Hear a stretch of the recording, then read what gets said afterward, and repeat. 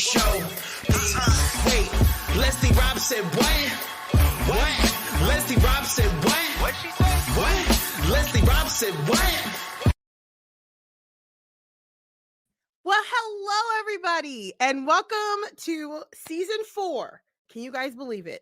Of Leslie Said What? Can you guys believe we are in season 4, guys? Season 4, episode 1. And guys, it has been a while since we've been on here, right? Am I right? It's been a while, but I'm super excited to be back, and even more excited about my guest tonight, Miss Cherie Nettles, guys. She's going to be awesome. She's going to be talking to us about being a teacher and how Jesus is what helped her teach, okay? Because let's be for real, the struggle is real out here, okay? We out here, we doing the thing. So as per usual, guys, feel free to join the conversation via the comments. We want you to join the conversations with your comments, your questions. We just want you to feel engaged, okay? We want you to feel connected, okay? So again, tonight we have Cherie Nettles who's going to be joining us. Okay, I see some of you guys already in the comments. Woo! So glad you guys are here. I'm going to read Cherie's bio real quick. Cherie says, tired teacher, comedian, humorous storyteller, speaker, writer, and potato chip connoisseur. Married to Mike for 30 happy years. Married 34, but 30 have been happy. Gotta love her. Our kiddos' teen years were rough. Son Alex, his wife Hannah, daughter Ashley, her husband, William, at any minute now going to be promoted to grandmother. My baby boy is a Yorkie poo named Clarence. Brought him on the Kennels 50% off page, guys. Gotta love Cherie. I promise you, she's awesome. You guys are going to laugh and we're going to have a good time. She lives in West Columbia, South Carolina. Her silly facts, okay? All right, here we go. She has taught grades 1 through 12 except 6. Middle school is her favorite, which I don't understand. Trust me, I don't get it. I taught middle school for 1 year, y'all. I ain't doing it no more. You can't make me. Okay. It is where you get your best material. And she's right. Teaching period is where you get your best material, but I bet you with middle school, even more so. So yes, guys, let's go to the comments and see who's here. Say hello so we know you're here. Hey, my former student, Cheyenne. Hey, Cheyenne. I'm glad you're here, honey. I miss you too. Hey, Chris, glad you're here. So yes, guys, we are so glad that you all are here and we are excited to get started. So without further ado, guys, I'm going to bring out Miss Cherie Nettles. Hey, Cherie. Hey. How are you? I'm good. How are you, Leslie? I am good. I am just so glad you were able to join us tonight. I'm excited to be here. I really am. I kind of feel like my head's a bobblehead, though. I mean, but it's good. We're good. We're good. Is it the look of the podcast here? Yeah, no, just being on screen for anything. You just kind of like your head's bobbling, but we're good. It's true. I got you. You, Cherie. Well, Cherie, let's start off by you telling us who's Cherie Nettles. Who is it? Me? What? Me? Yep, Cherie said what? What? It's me. Yeah. I'm Cherie Nettles. Ta-da. Yeah. I'm a potato chip connoisseur.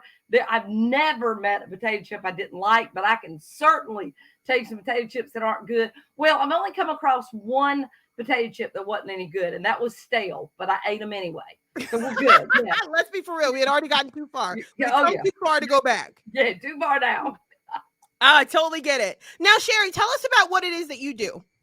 I am actually as little as possible. I do as little as possible, but some days it's demanded that you do more.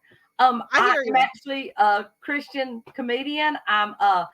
I believe I'm a humorous storyteller. I love story. I'm a collector of stories. I love story. I love people's stories. I love to put them into comedy. And I love to read the Word of God. So I'm a Bible teacher also. I love it. Now, Cherie, you did teach public school. How long did you teach public school? I taught public school for 5 years, and then I got pregnant with our first child, and I tagged out at that point. And then during COVID, in 14 days, I lost 18 jobs. So I kind of thought it was time to retire. I was like really excited. I was the only person excited about a global pandemic. And wow. I hear you.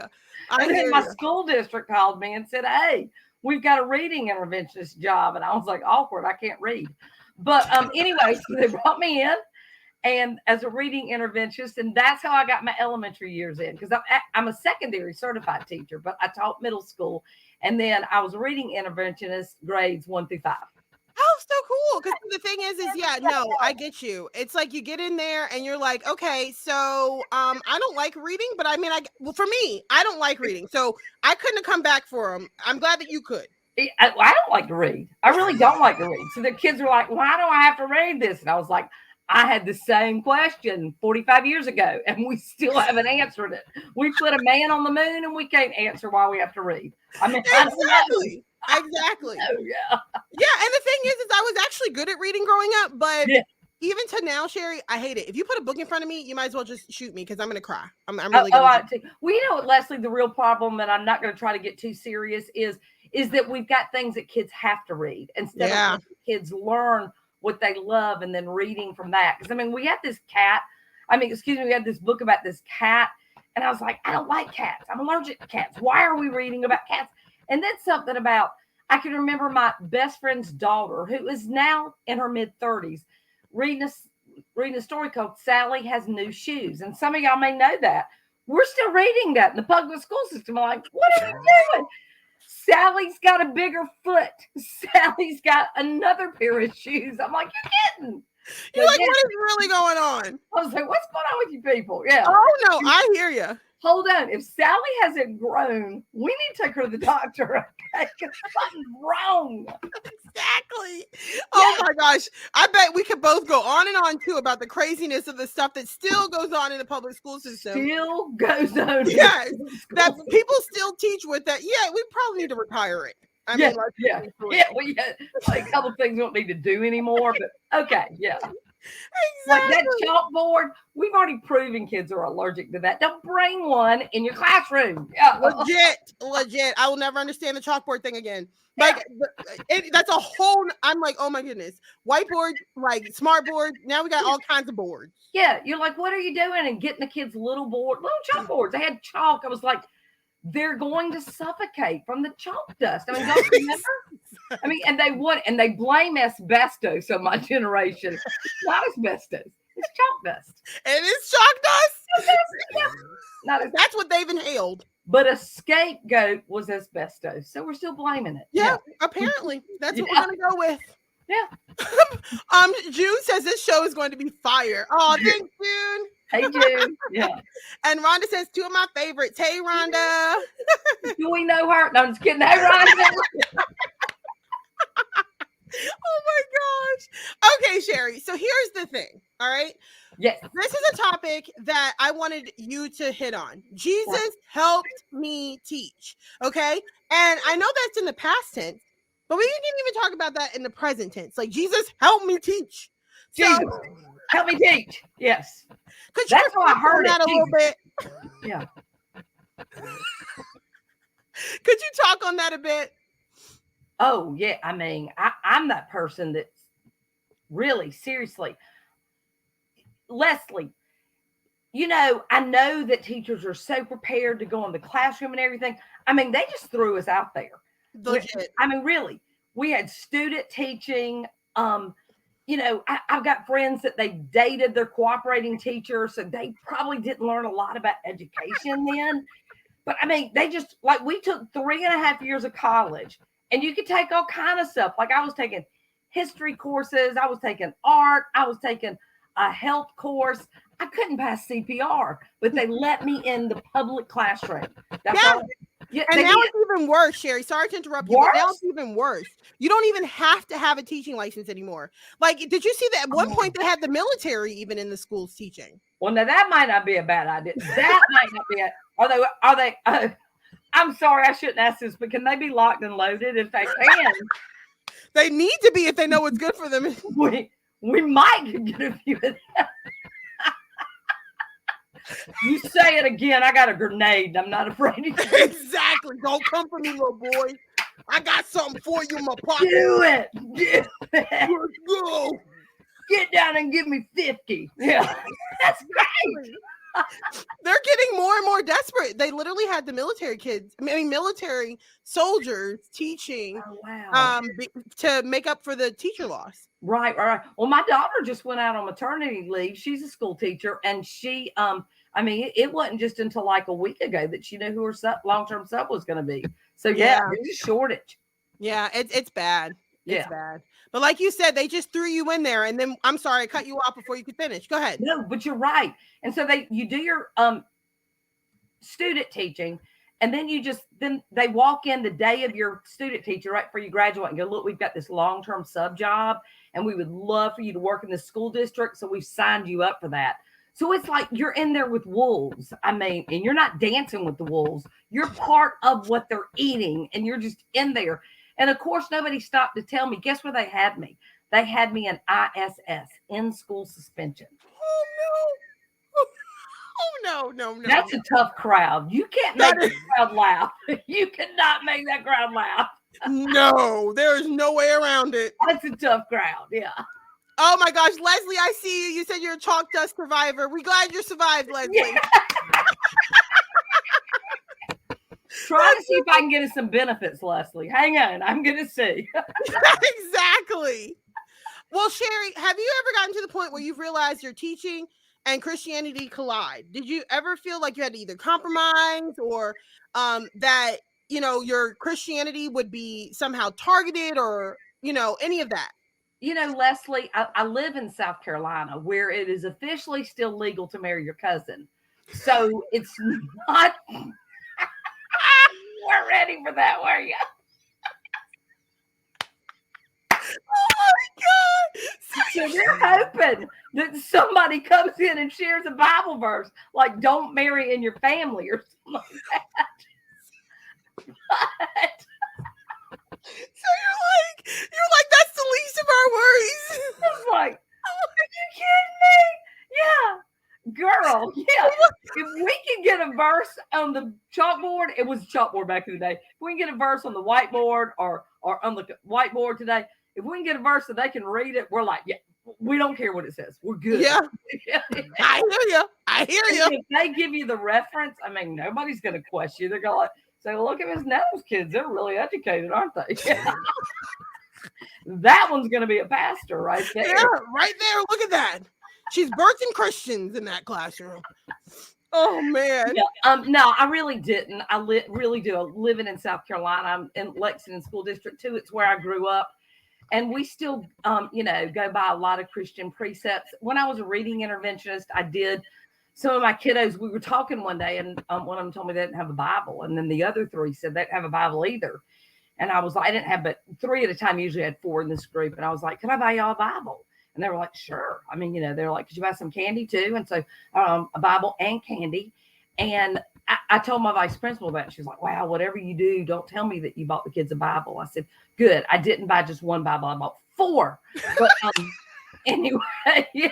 Well, and nowadays people would say you were brave for that because that's like walking papers. You get fired for that. I survived chalk dust. I ain't scared. You're like, I ain't scared of nothing. I ain't scared. Are you kidding? Hi, Maritza. Welcome. Yeah, no, I'm with you. The thing is when you told your principal that you bought 4 Bibles, for your students, and she said, "Don't tell me you bought 1 Bible. You said you bought 4." How did she respond? She laughed at me. They knew when they called me back in the classroom what I did. I was like, no, I'm not kidding. This is not a joke. But but you got to remember, I was a part-time reading interventionist. Leslie, I didn't have to have the job. So if you want to ask the question, do I see Christianity colliding and education today? Yes, it's colliding. Yes, it is. It's definitely, my personal experience, no, but yes, it's colliding. And I don't quite understand it because there's so many other things that aren't colliding. Well, why does this have to collide? I don't understand. I'm not arguing about what other kids. And Leslie, early when I taught social studies. I seriously did. I have a secondary degree in social studies. And so I taught social studies. So world religions was part of what I taught. So I always could teach. That's awesome. Yeah. Of course, when we got to World War II, I brought in, it was really cool. There was a precious woman in our community that she was a Polish, survived a Polish concentration camp. And so she came in, and then the next week we had a Jewish survivor come in and speak. And then their family got out. But anyway, and so it just, so right after that, they brought up religion. And so then the next day, the kid said, "What do you believe?" And so, of course, you're able to step into it. And then I could teach Christianity. So I don't know that it's that easily done anymore, though. I really don't. At the high school level, I don't see that being true, not even at the high schools in my community anymore. Yeah, because in our overly offensive society, like where everybody's so easily offended, it's sad, but you really have to be careful when it comes to being a Christian and teaching at the same time. Yes. Sadly, it really is. You just have to be really careful because, like, honestly, the way things are now, things do tend to, like, I guess you could say, collide in a sense of like what you're gonna accept and go with and what you're not going to accept and go with. Right. Yeah. If you don't mind me interjecting, Leslie, the good thing I see right here is, and I'm going to say it about you, is that there's so much light in you that thank you. That it may feel like your words are colliding, but your actions aren't. And, I think as Christians, if we spent more time in the action than the words, I think we'd see a lot more fruit anyway. So yeah, in the harvest anyway. So, and that's the thing is I love on my kids. So I'm glad you do say that because that's true. I love how you said that because one of the other teachers who also teaches high school, like I do, and is Christian, she said we have to be the hands and feet of Jesus. Like these kids need to know that we love them regardless. Like we love them. We're here for them, regardless. Well, I was speaking of another educator one time. It was a group of us, and I said, "Oh, well, we go to church together." And one of the ladies looked and went, "She goes to church," and the Bible tells us that we'll know people by their love, and so, Leslie, you know what? You might not be able to say it, but they see it every single day. Mm-hmm. And that's what I choose to do. And I'm like, my thing is like, I try to go in with that joy and then hopefully eventually get that question where it's like, Miss Rob, why are you always so happy? Or Miss Rob, why are you always so joyous? And then they can tell, hey, I can answer them. And they may not be able to openly say, but when they ask me, I can say. Right. Like, put that out there. Yeah. This, my daughter is quite pregnant. She's due any day now. And so see my grandma cup. Oh, look at you. I just promised her at the beginning of the year that I would chaperone a field trip she just had a week ago. She's very pregnant. So I said, I'll absolutely do that. And it was sweet listening to the kids, but it was sweet watching her because I thought, she never has to say Jesus to those kids. She loved on them. If one wasn't listening on the field trip, she got on their eye level. She spoke with them. She hugged them. She lets them. I love this. One of the little girls came up one day and said, "Could I speak to your baby?" And she said, "Only if you call her by her name." And so by the time she was leaving, the kids were saying, "I love you, Emma." She's naming her little girl Emma. And she got to say to them going back, she goes, "Emma loves all of you." And you know what? You can't deny that. You just you can't.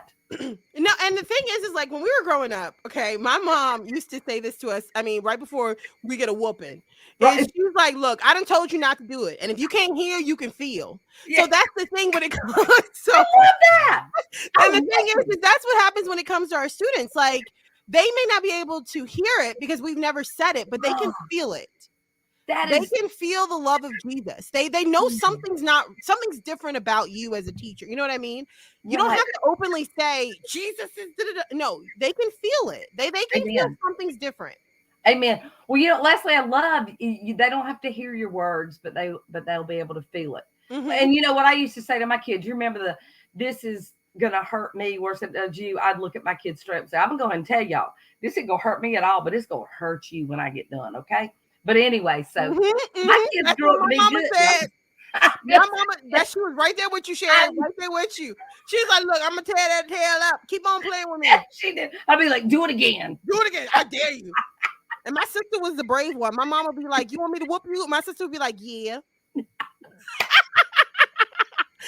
Here we go right here. Sue says, while in the classroom, I always kept my Bible on my desk. If they asked what was God opening the door, that was God opening the door. Plant those mustard seeds when you that will preach right there. That's the thing. It's the little things, like those little things that prompt those questions. That is what is up. That is gold, Sue. Because you know what? They are watching everything we do. If we change a necklace, if we change our one day, if you change your hair, or if I didn't have lipstick on, yes. So something like your Bible or Saved by Grace on a plaque, just anything, they're gonna see it. That's gold right there. Yep, Sue, that is gold. Seriously. Yeah. Leslie says, kids are curious. They ask questions about God. We are definitely having that conversation. As a title aide, I only get my groups 30 minutes a day. I'll take any chance I can get. Exactly, Leslie. Like, it's those small seeds. Like, we're not proselytizing. Is that what it is? I always get that confused with prostate. It's proselytizing. We're not prostating or proselytizing. Neither one. Okay. Because I always get those words confused. And that's not what my goal is. I'm not trying to proselyte anything. Prostitute, proselyte, anything. I'm not trying to. Yeah. That's good. What? So, yes, Leslie, you are right. Any type of opportunity we get, we get it. And we do what we can with it. Right. June says, I survived scented markers. They were toxic, but delicious. June. We couldn't afford those in South Carolina, but we did eat the colored chalk. Yes. Those scented markers were a setup, though. Those grape scented and all those other ones.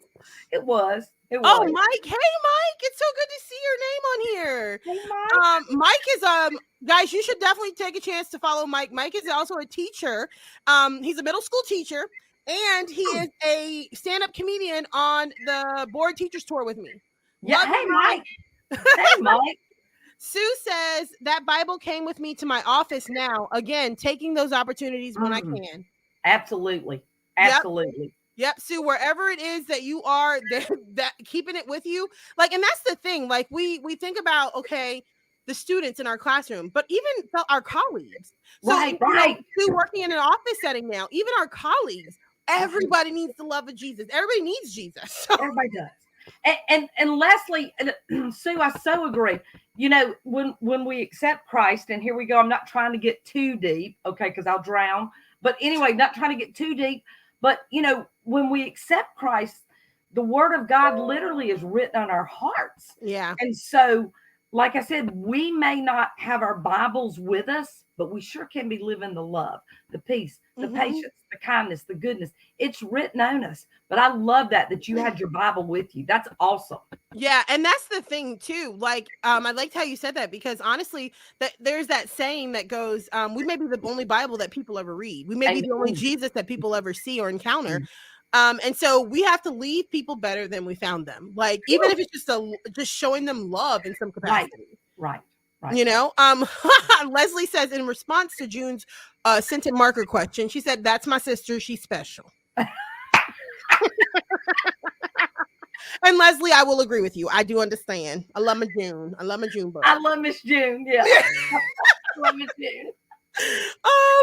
Okay, so for our next part, what is your great advice, not just to the current teacher, but to the current Christian teacher? Because there's one thing to be in the school system, because let's be for real, it's the struggle for all of us as a teacher, period. It's a struggle. It's real. The struggle is legit real. It's real. But for a Christian teacher, like, what is the best advice that you feel like you could give them? For a teacher who says that they are alone in their faith at their school. Believe it or not, yesterday I posted a video. It's supposed to be funny. About, you know, if you're a Christian teacher who feels alone in your faith, just know I got you. Even if I'm from afar, I got you. Right. And there were several who commented and were like, yeah, it's such a lonely place to be in, to be the only person of faith in their school and no one else is a Christian. So what is some advice that you would give somebody like that? Well, the first piece of advice that I'd give somebody like that is that we've all felt alone. We've all felt out there alone, and got it. Leslie, I'm not going to get into all this. Mine was on my deathbed. I mean, you know this, Leslie. 21 years ago, I was given 90 days to live. I felt so alone, but got it. I got it. But what I do believe is to always remember, my tag is live like God's telling the truth. Joshua 1:3-5, God says, every place the sole of your foot treads, I've given you. If God has called you to a place and you are the only one, look to him for your strength. He is your strength. You are not alone. He is there. It can feel so deeply lonely, but make him your sanctuary. Talk to him under your breath. When you're in those conversations, nobody supports you. He is always listening to you. So lean. That's when you lean more into God. You just lean more into God. And can I also say the other thing? Man, am I going to promote board teachers? Laugh. You guys make sure you know how to laugh. Yeah. Because you know what? If you can laugh with people, that's a universal language. You can find something you have in common. And once you found common ground, one place, you have just created a safety net. People start to trust you. You're connecting with them. So I guess the second thing, laugh. The third thing is don't take yourself so seriously. Yes.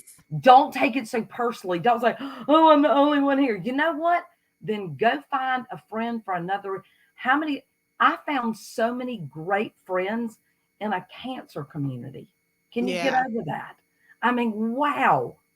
Yeah. Some of them are no longer with me.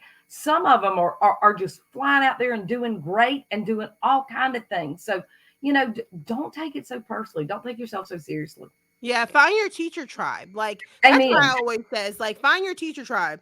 And hey, like if you're alone as a Christian teacher in your school or a Christian educator in your school, and you need a teacher tribe, hey, reach out to me because I'm the only one in my school that I know of. Yeah. Are you really? I ain't judging people. I ain't looking into people's schools and and just seeing in the classroom. Like you got to cross somewhere. You got a Bible somewhere. I don't know who saved and who ain't. But I'm just saying. I that's all I know is I am the only one there. So, feel free, guys, to reach out. Like to me, like I said, we could all come together in our own little teacher tribe and keep each other accountable, loved on, seen. The whole thing. That's the whole purpose of Leslie Robb Comedy, anyway. Is teacher humor that helps teachers, especially to stand in that mission field that we're all in. Amen. Leslie, I love it because I say the greatest mission field in the United States of America is the public school. It certainly is. And if you are the only Christian teacher there or the only one that will profess it, look at your mission field. It's not just the kids. I love what you just said. And reach out to your Christian friends. Leslie Robb just volunteered herself. I'll volunteer myself. Do not call me before 9:30 a.m. But other than that, I got you. I got you. Yes, we all got you. Yes, sure. Before 9 a.m. Man, I bet that was hard, like that shifting to get up early, and then now you're like, woohoo, not till 9 a.m. Yeah. Okay, what made you realize it was time to retire? Awkward.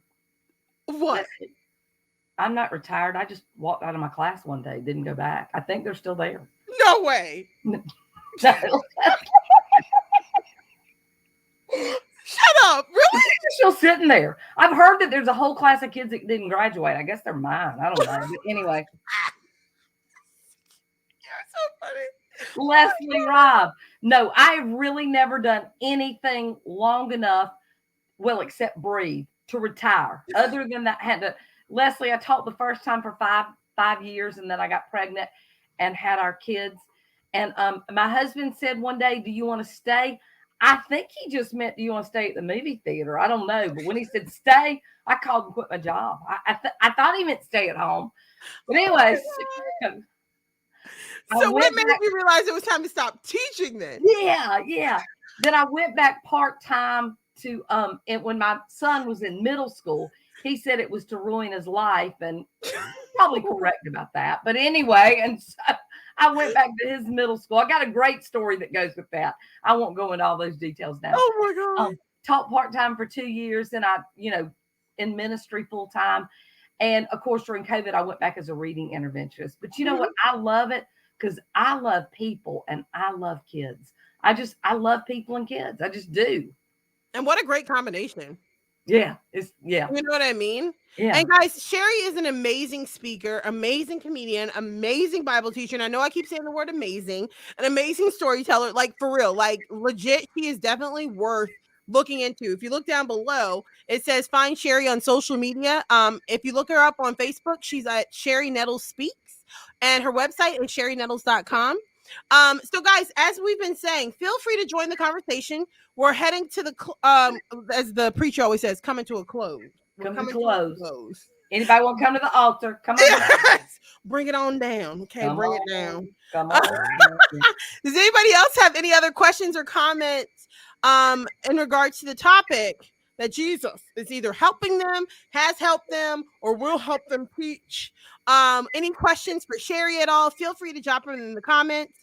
Other than that, guys, we are so glad that you guys joined us. Cherie, do you have any closing remarks? Leslie, I just want to say it's been a blessing and an honor to be here. Every person out there that teaches, it is a blessing and an honor and a call to teach. I don't know what got you there, but I do know that you truly are designers of destinies. You are creators of masterpieces, and to one child, every single day, you're a world changer. So keep going. So true. Keep going. Ooh, so well said, Cherie. Keep going. So well said. So yes, y'all, keep the faith. If you're teaching, keep the faith. Hang in there, guys. I know it's crazy, like crazy. Yeah. But you guys can do this. And to help you, and to give you an extra boost each time, feel free to definitely, like I said, tune in each week or every time a podcast episode drops. Right now, to kick off season 4, we are doing a series called Teachers and Testimonies. Okay, and so Cherie helped us this week with some tips. And just loving on us. We just loved it, Cherie. We love the laugh. Thank you so much. Good to see you, Cherie. Bye. Love you, Leslie. Love you. All right, guys. So thank you so much for joining us. Next week, we're continuing the series on teachers and testimonies. And guess what? Actually, because she couldn't make it next Monday, we're going to have to do it this Friday. And so Brittany Bryan will be joining us on this Friday at 10 a.m. for season 4, episode 2. And she's going to be talking about how Jesus, she was all about teaching. Okay. And she was all happy to teach until Jesus said otherwise. And so she'll tell us her story and what took her out of the classroom. So guys, it definitely will be a good one. So tune in this Friday, 10 a.m. Eastern, right here, same place, not same time. I was about to say same time. Y'all, I'm losing it. It's okay, y'all. Just pray for me. Well, that is that, guys. Leslie said what? Season 4, episode 1 is out. Leslie Rob Comedy.